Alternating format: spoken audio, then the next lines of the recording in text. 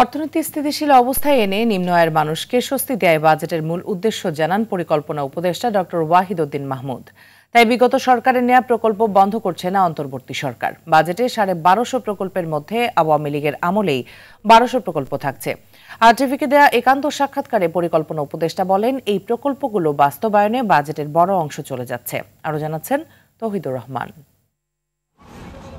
বিগত ফ্যাসিস্ট সরকারের রেখে যাওয়া দেশের ভঙ্গুর অর্থনীতিকে সচল করার পর এবার বাজেট ঘোষণা করতে যাচ্ছে অন্তর্বর্তী সরকার। আরটিভির সঙ্গে একান্ত আলাপে পরিকল্পনা উপদেষ্টা জানান, প্রবৃদ্ধি নয়, অর্থনৈতিক স্থিতিশীলতা ফিরিয়ে আনতেই গুরুত্ব দিচ্ছে সরকার। আমরা নিম্নবিত্তের মানুষকে একটু স্বস্তি দিতে চাচ্ছি। যেই অস্থিতিশীলতা ছিল অর্থনীতিতে, একটা ভঙ্গুরতা ছিল, এটাকে অন্তত একটা জায়গায় এনে যাতে পরবর্তীতে আবার প্রবৃদ্ধির দিকে যাওয়া যায় এবং কর্মসংস্থান বৃদ্ধি করা যায়। বিগত সরকার রাজনৈতিক উদ্দেশ্যে নেওয়া অনেক অবাস্তব প্রকল্প নিয়ে অর্থনীতির বড় ক্ষতি করেছে বলে জানান তিনি।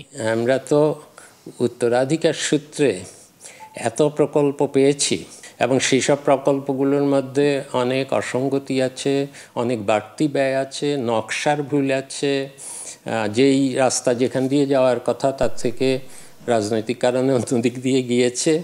আগামী প্রশ্নপত্র বাজেটে ১২০০ প্রকল্পের মধ্যে মাত্র ৩০-৪০টা প্রকল্প হলো আমরা নিজেরা শুরু করেছি, বাকিগুলো সবই চলমান প্রকল্প।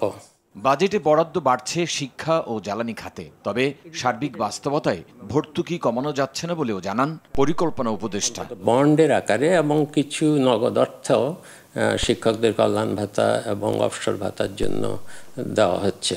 একটা কারিগরি শিক্ষা ক্যাডার বলি আর যাই বলি, এটা পাবলিক সার্ভিস কমিশনের মাধ্যমে ওটা অন্তত ১৫০-২০০ জন শিক্ষককে নিয়োগের ব্যবস্থা করেছি। গ্যাসের ক্ষেত্রে আমরা উত্তোলন, অনুসন্ধান এগুলোর ক্ষেত্রে অনেকগুলো প্রজেক্ট দিয়েছি। কাজে এই খাতে দেখা যাবে যে ব্যয় আছে। প্রশাসনের সিনিয়র কর্মকর্তাদের অনেকের দুর্নীতির কারণে সরকারি টাকার অপচয় হচ্ছে বলেও জানান ডক্টর ওয়াহিদউদ্দিন মাহমুদ।